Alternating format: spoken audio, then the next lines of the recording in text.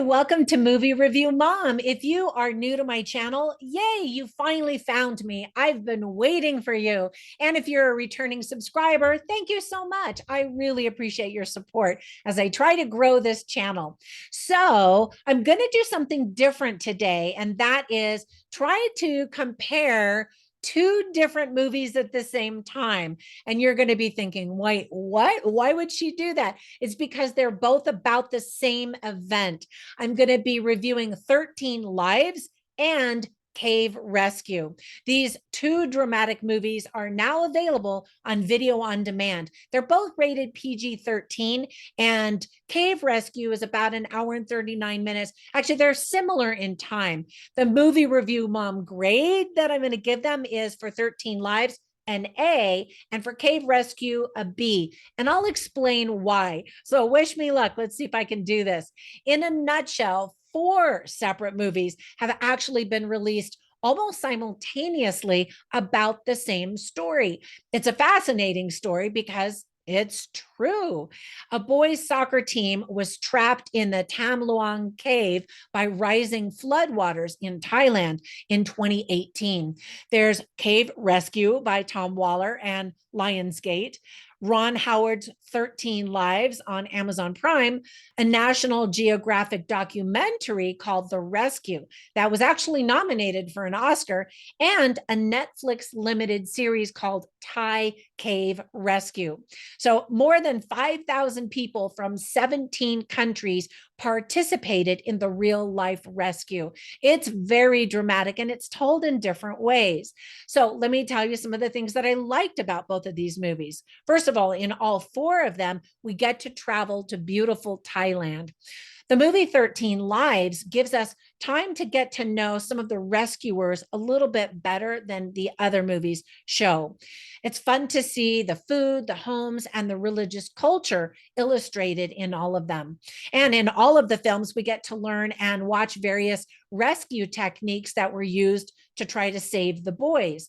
In 13 Lives, we get to see and spend more time seeing all of the things that didn't work, so that when we finally see, or one of the characters has an idea for something that will work, you know, they're hopeful, but they're not sure if it really will. Anyway, no spoilers. Of course, the whole thing is going to be a spoiler if you already know what happened. And I didn't actually. I don't know how this was not on my radar. I think I vaguely heard something, but I didn't know any of the details. So that made watching the movie, both of these movies, a lot more fun.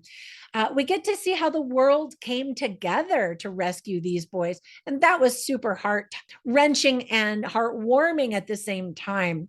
While 13 Lives was a big Hollywood production with elaborate sets and sound stages, Cave Rescue was actually filmed in Thailand near the actual locations where the events occurred.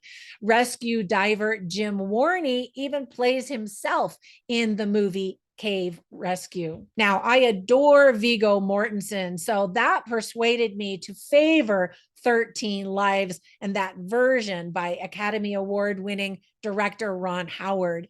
Viggo Mortensen speaks multiple languages, and apparently he's also a fix-it guy, volunteering to fix equipment rather than wait around for the crew while filming this movie. So I just adore him even more.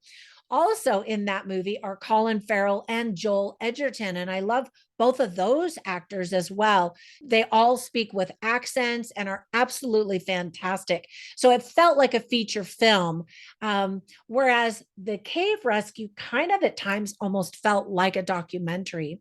It's fun to hear Thai being spoken, and we also hear Chinese and English. In Cave Rescue, we also hear French and Spanish. Ron Howard's film utilized over 1,000 people to portray all of the action. That's amazing. And even though we know the outcome of the story, if you paid attention to the news when all of this was happening in real life, all of the movies really do a good job, I think, in building tension and suspense. even though you know what happens. In both the movies 13 Lives and Cave Rescue, we're shown a map of the cave and a time counter that tells us where the divers are in relation to the boys that are lost in the cave and how much time has passed since the rescue operations began. And that's really helpful because, if you just see people walking around in caves, it's hard to understand how all of this fits together. So I really appreciated that.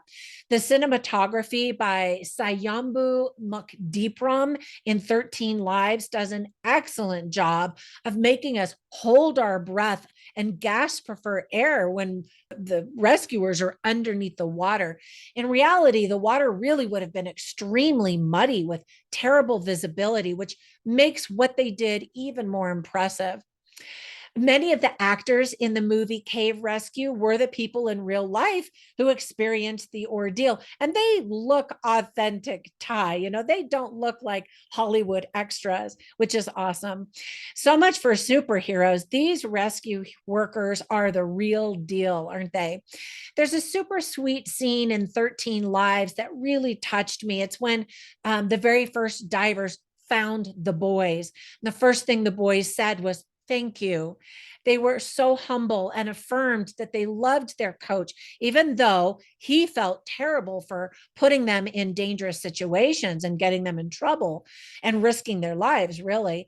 They explained that the coach taught them how to meditate and be calm.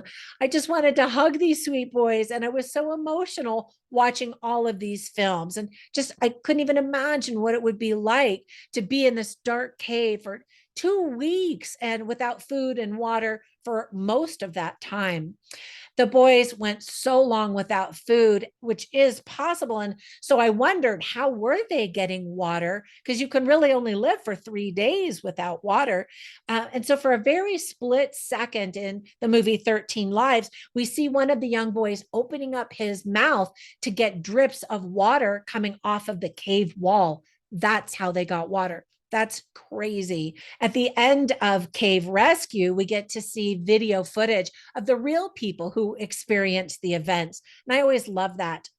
Things that I didn't like was a little bit trickier. So let me start off with, in both 13 Lives and Cave Rescue, we don't really get to see how the boys get stuck in the cave.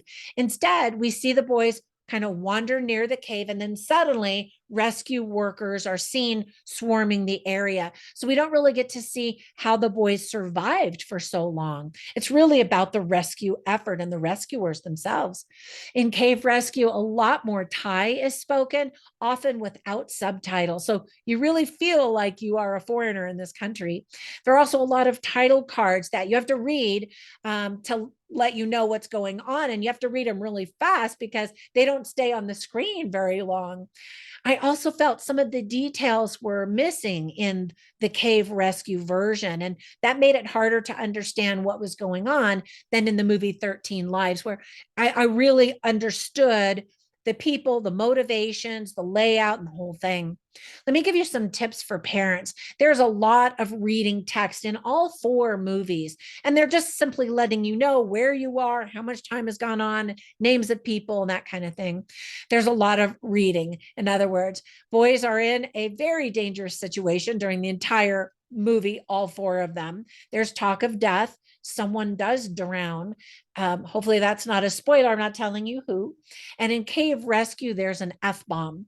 So, some of the themes that are illustrated very well in all of the movies are humanity, the value of life, teamwork, thinking outside the box, hope, family, innocence, power of Mother Nature, and heroism. All right. So, I'm going to try to finish watching the other two, but I wanted to give you a kind of heads up on those two. Those seem to be the most popular so far. So let me give you recommendations for a couple of other movies that you might also consider. One that I just thought of is called 47 Meters Down, Uncaged. And it's about these two girls that are trying to survive under the water with sharks running around and chasing him and, trying to kill him and all that kind of stuff. And I found myself holding my breath many times in that movie. And then another movie is Crawl, where there are people trying to survive these giant crocodiles. I don't know if they're alligators or crocodiles. I think they're crocodiles in the water during this big, massive storm. And the plot is pretty simple, but it gets that heart pumping, and you're like, what's going to happen? So check that one out if you kind of like the murky underwater survival story type of thing. All right, that's it. I hope that if you watch either of these movies or all four of them, that you really enjoy them and that they touch your heart, and that you can use that experience to reach out and help other people. All right, have a fantastic day, and I'll catch you in the next one. Bye for now.